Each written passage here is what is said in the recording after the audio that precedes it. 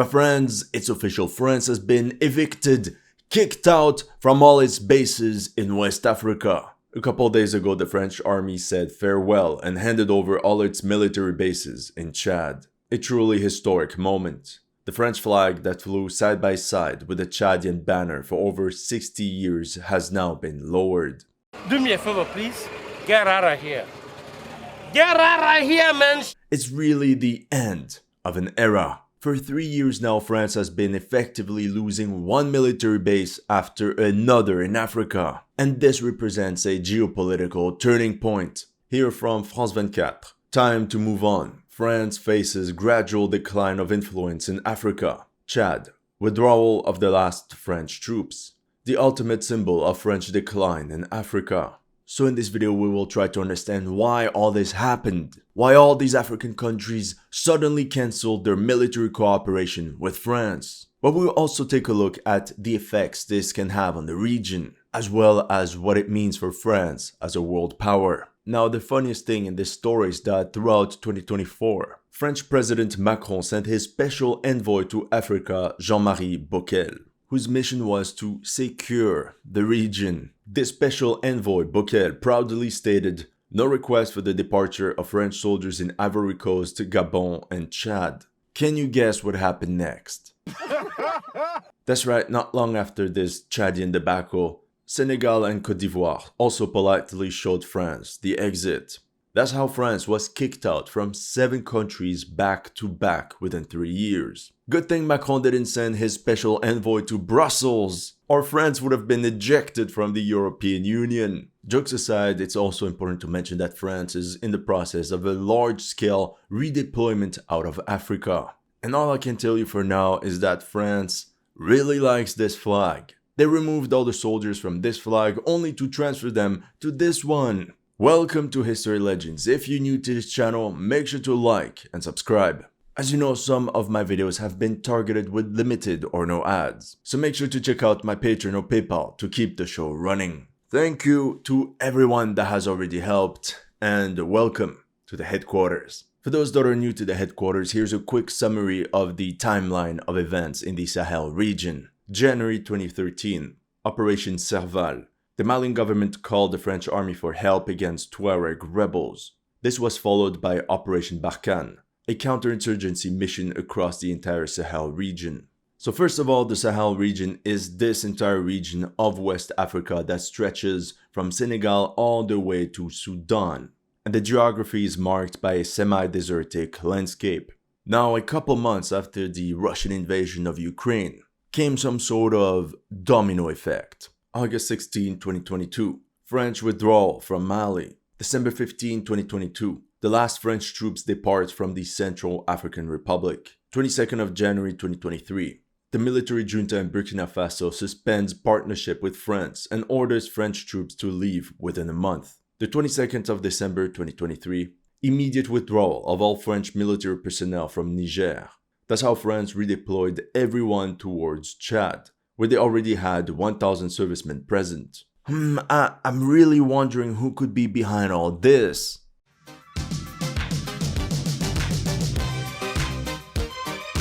It's not a coincidence that the Central African Republic, Mali, Burkina Faso, and Niger, all 4 of them, turned to Moscow for their security.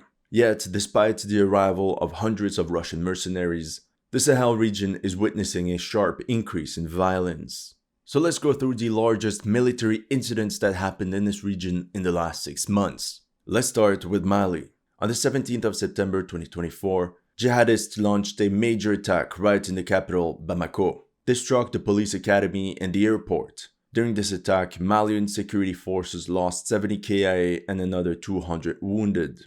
We can also talk about what happened on the 13th of February, where 4 police officers were wounded in an ambush on Mali's minister's convoy. And this is without to mention the huge ambush that completely annihilated an entire Wagner convoy at the end of July 2024.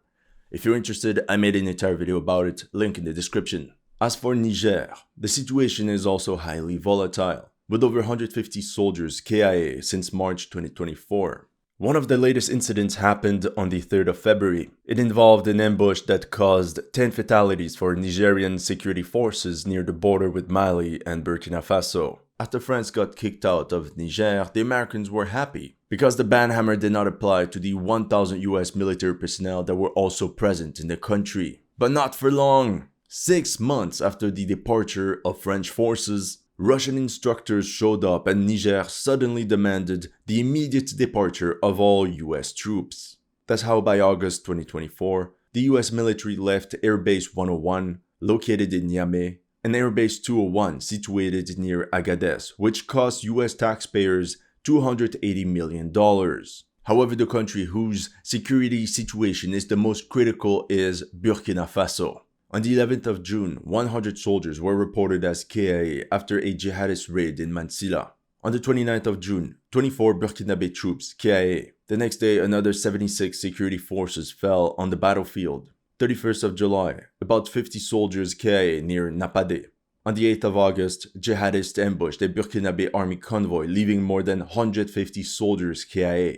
January 8, 2025, another ambush and another 28 members of the security forces KIA. The latest of these attacks happened on the 25th of January, when the jihadists took over a military base in Pama, near the border with Benin and Togo. Into the breach! In this footage, you can see hundreds of jihadists on motorcycles, reenacting Mad Max the African Saga, as they swarm government positions while supported by technical equipped with a 14.5 caliber machine gun. And here you can see the aftermath with all the equipment they have captured there. Overall, more than 428 Burkinabe soldiers KIA in the last 7 months. What a surprise! But what about the Wagner PMC? Turns out deploying 300 mercenaries to secure a country the size of Belarus could not really do much more than to protect the presidential palace. And of course the local vodka supplier. Actually, allied. The latest attack happened on the 12th of February, where another 12 Burkinabe security forces were reported as KIA after rebel drone strikes near the border with Togo and Benin. After the evacuation from Niger, one could think that for France, the plan was to recenter all its assets in Chad, a country that held a very strategic position in Africa due to its geography. However, in October 2023, French General Ozan stated, "Chad is only a transit country. It is not a re-articulation of our system from Niger to Chad." And it seems this restructuring was generalized to the entire French military bases across the continent. On the 30th of January 2024, Le Monde reported, France begins drastic reduction in military personnel in West Africa bases. Overall, only 600 French soldiers were to remain in the region, namely 300 in Chad, 100 in Gabon, 100 in Cote d'Ivoire, and another 100 in Senegal. That's nothing, that's not even the strength of a battalion. That same month, Thierry Burkhard, the French Army's chief of staff, said the following to the parliament. "We have bases in Senegal, Chad, Cote d'Ivoire, and Gabon. They're located in the capitals and sometimes even landlocked in expanding urban areas. Their footprint and visibility have become difficult to manage. We will probably have to change our implementation plan to reduce our vulnerabilities." He has a point, these factors posed great security concerns. Any large-scale protest or riot could easily be weaponized to blockade entire French military bases. And in many cases, with these bases now surrounded through this urban sprawl, they become more like traps than fortresses. Actually, let's go back to this story about Chad. Since its independence in 1960, Chad always maintained this love-hate relationship with France, its former colonizer. From the perspective of Paris, on one hand, Chad was seen as extremely loyal. As a matter of fact, the French Army's command and control center for operations in the Sahel was located in N'Djamena, right in the Chadian capital. On the other hand, there were always ups and downs in this relationship. Actually, former Colonel Michel Goya made an excellent post about it on Twitter. Essentially, the French military was urgently called for help when things went wrong, and then to leave quickly once the crisis had been resolved. For example, in 1965, only 5 years after independence, Chad demanded French forces to withdraw from certain rebel-held areas like the Tibesti Mountains. By 1968, the situation with the rebels had worsened, and the Chadian government immediately asked for French military assistance. Once the problem was handled, the French depart from the country. 1969, the year of love! Chad called for an immediate French military intervention because the rebels are back. And that's how 2,500 French soldiers were deployed in Chad. By 1972, it was mission accomplished. Chad kindly demanded the French to leave to regain its true independence. In 1975, after a coup that deposed President François Tombalbaye, the new Chadian government demanded the departure of the French Reserve Battalion that stayed in N'Djamena. Can you guess what happened next? Yeah, exactly. 2 years later, the Libyan-backed Tubu rebels in the north gained ground. That's right, Chad called for an urgent French military intervention. Chad just couldn't get enough of that French. It was like with a toxic ex, always break up and make up. By 1980, the political situation in Chad spiraled out of control, it was chaos. And the French said, GG well played, time to go, for real! Nope, in 1983, Gaddafi's Libya openly supported the rebels, which now advanced towards the capital. Now France is like, okay, time to solve the problem once and for all. 3,000 soldiers are deployed to Chad. After the rebels got their cheeks clapped, part of the peace terms demanded the departure of French military personnel. But the other part was for Libyan military personnel to also withdraw out of Chad, which they didn't do. Round 2 in 1986 with the famous Toyota War. This time Libya launched its own expeditionary force of over 8,000 soldiers and 300 tanks, which were now heading straight towards N'Djamena. You're all familiar with the aftermath of this invasion force, tanks burnt up in the desert.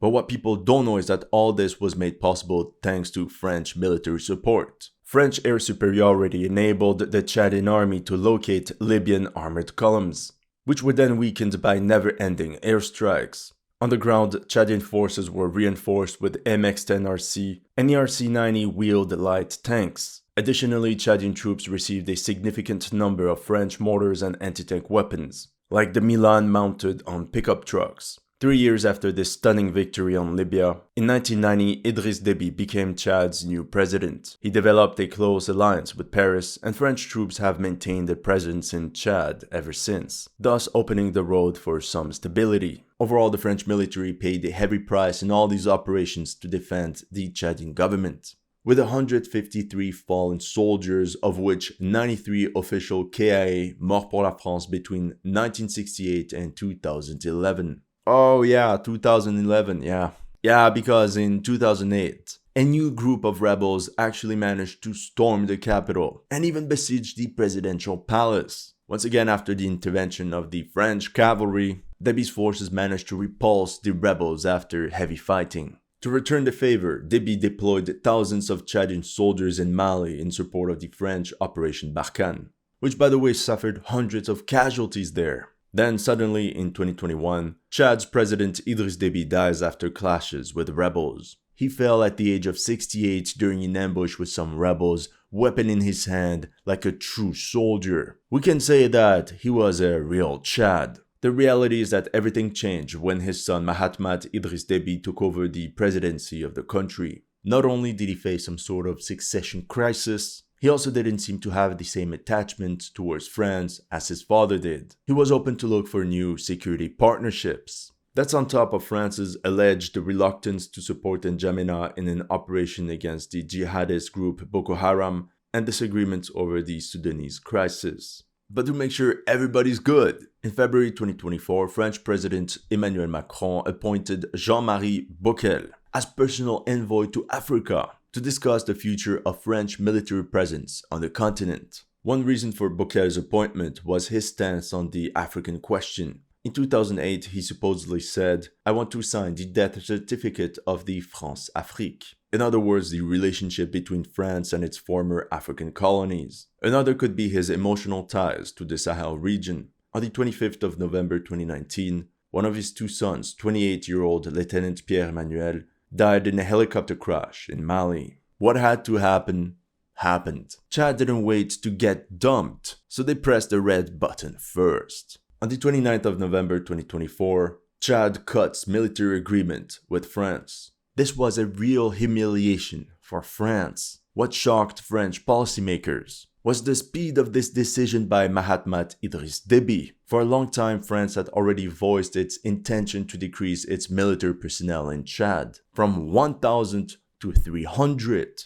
The French military command expected some sort of gradual pullout, not an abrupt end of playtime like what happened. 3 weeks later, by the 20th of December, France had already started to withdraw its troops from Chad. Since the country is landlocked, it was a logistics nightmare. Most of the equipment and personnel had to be moved out by air, while the rest had to be transported by cargo, and this required a transit across Cameroon. France was also hoping that it might actually reach an agreement to maintain some sort of smaller presence in Chad, like it did so often in the past.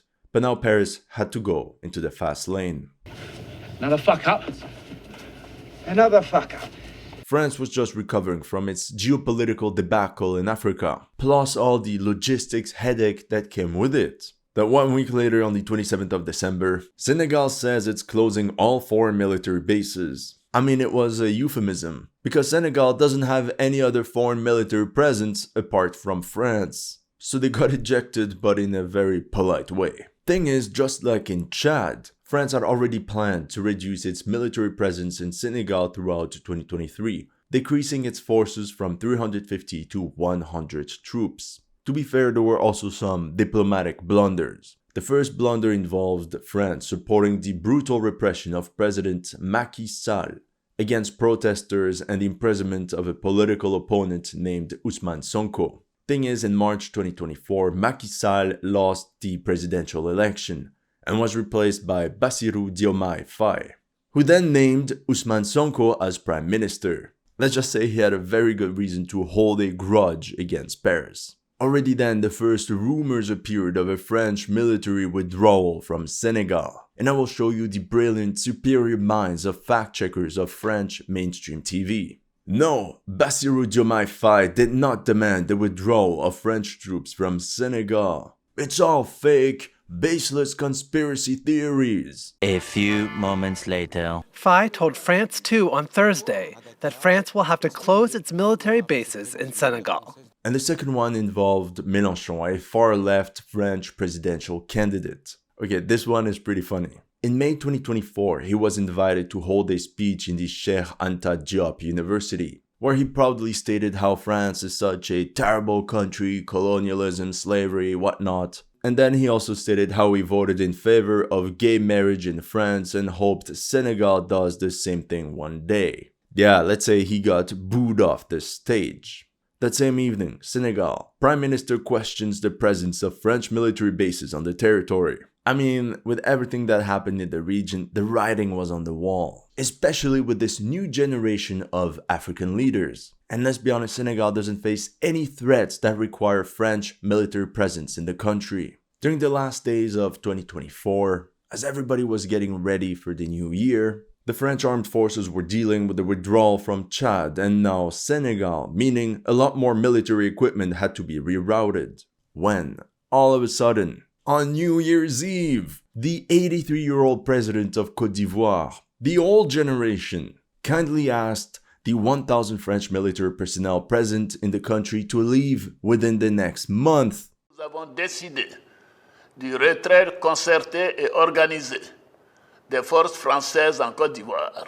What was Jean-Marie Bockel doing this entire time? All the countries he visited are now kicking out the French military. Once it will be handed over, the French Port-Bouët military base will be renamed after General Thomas Dakin Ouattara, who was the first chief of staff of the independent Ivorian army. France was kicked out by some of its most loyal partners in Africa. It's like when all your girlfriends dump you at the same time. It really hurts your ego. And you sit in the corner and you're like, what did I do wrong? Jokes aside, France is not a colonizing power. And that's what they wanted to prove to the entire continent. France cannot forcefully remain in countries where they're unwanted by both the population and the government. Although many like to talk about colonialism, it's always these African governments that ask help from France to stay in power. Since 1963, the French military has lost approximately 314 soldiers KIA during its operations in Africa. France indeed paid a heavy price. Hence this speech by Macron on the 6th of January 2025. Nous avions une relation sécuritaire. Elle était de deux natures en vérité. Il y a une partie, c'était notre engagement contre le terrorisme depuis 2013. On avait raison. Je crois qu'on a oublié de nous dire merci. C'est pas grave, ça viendra avec le temps. Aucun d'entre eux ne serait aujourd'hui avec un pays souverain si l'armée française ne s'était pas déployée dans cette région. What he says is factually correct. As a reminder, in 2008, the strategic Livre Blanc document published by the French government to outline the country's defense policy had already planned to only maintain 2 permanent bases in Africa, namely one in Gabon and another in Djibouti. It's the rise of jihadist rebels and the call for help from African leaders that changed all the plans. As a matter of fact, Operation Barkhane in the Sahel cost the lives of 58 French soldiers, and no African countries recognized the sacrifice of French troops. And in that case, it's time to go, for good and without looking back. Anyway, the Central African Republic, Burkina Faso, Mali, Niger, Chad, they now all have a new sugar daddy. They prefer Russia as their new security partner. But that also means a lot more responsibility for Moscow. In mid-January, Russia reinforced its position in the Sahel region. An entire convoy of 100 vehicles was spotted in the streets of Bamako, the capital of Mali. About half the vehicles were trucks, but also included 60 armored vehicles, of which numerous T-72BM tanks, and various infantry fighting vehicles. Essentially enough to equip a Russian battalion tactical group. Could it be the equipment that was previously stored in Syria? At the same time, for Russia, it's a good deal. The job of Russian mercenaries is super simple. Protect the president of this African country and protect all the mining sites. This is where they get all the money. But I guess that's okay. That's not colonialism. That's not exploiting a country's resources.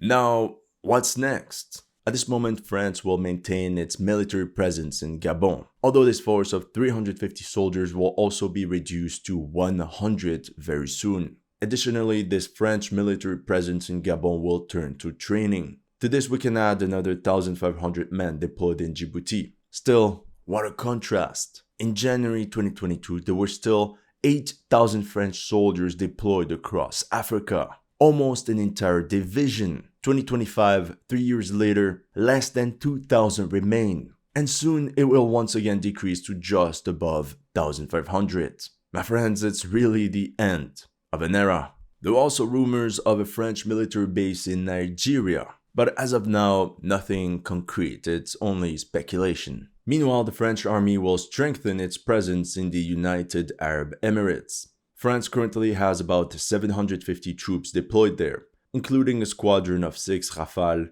as well as the 5th Armored Regiment. To this, France's Minister of the Armed Forces stated, "This is an opportunity for me to announce that starting in 2025, France will strengthen its military presence in the Emirates, where we have a land-air-sea base in Abu Dhabi." I mean, that's a good deal. The French picked a good spot. In summary, the Emirates are politically stable and they're not a former colony, which opens the path for a new era of military cooperation for France. And another benefit is that they have Dubai 1 hour away, which is good for relaxation. In the intro, I told you that France really likes this flag. Apart from being the flag of Chad, in spring 2025, France is planning to deploy an entire armored brigade of about 7,500 men to Romania. More on that in the next video. That's all I have for you today. Let me know in the comment section what you thought of my analysis. If you're new to this channel, make sure to like and subscribe. And if you want to support my work, make sure to check out my Patreon and PayPal. The links are in the description below.